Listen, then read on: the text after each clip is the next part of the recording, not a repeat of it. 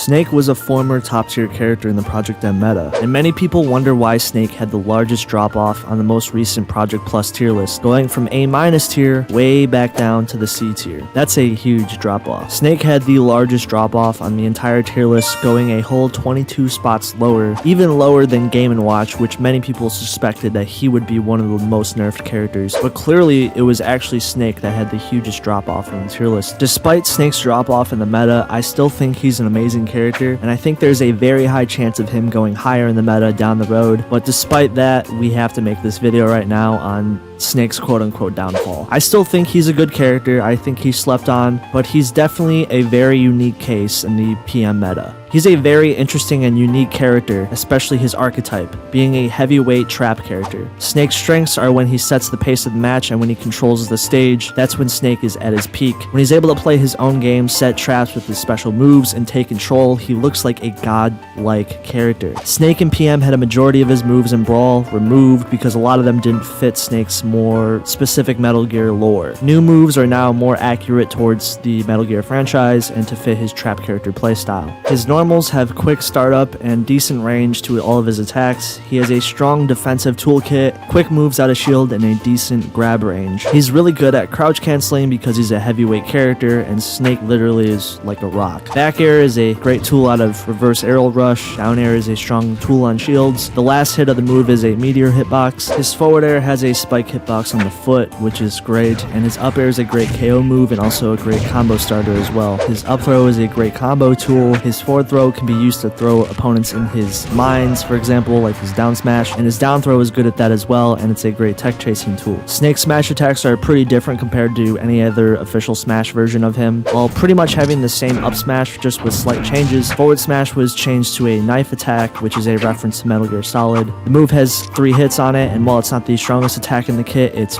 rather quick. Down smash is a mine. When it's placed on the ground, it can blow up, especially anyone who's near it, and even Snake himself, so be careful. The down smash is a great tool to start conversions off of, and you can use his grabs to throw him into the down smash. That's one of the most common uses for this move. His up tilt, for example, is great at starting combos, especially off of his up throw. Down tilt is a great poking tool. Forward tilt is also a decent move as well. Snake's special moves are a really good part of his character. Neutral special is his standard grenades. Although they're a bit more aggressive, they will blow up a little bit quicker compared to the Brawl versions, and you can roll them on the ground and also aerial glide toss with them. You can also use the hit stun as a recovery tool if you hold on to the grenades. His side special is a trank. This move puts opponents to sleep for a small period of time. If the opponent is at a higher percent, they'll be asleep for longer. It's pretty dangerous when you get tranked because this leaves Snake to basically do his bidding at this point and choose an option to set up on you. Although you can only use 3 tranks at a time before having to reload, so that is a slight nerf to the move. Snake's up special is a great tool out of shield. It's a great get off me tool, and you can start conversions with it, like up special. Up air is a very popular one. Snake's down special is probably his most contentious move in his kit. This move is pretty similar to the C4 in previous Smash games. He can stick it on his opponents, and it's a ridiculous recovery tool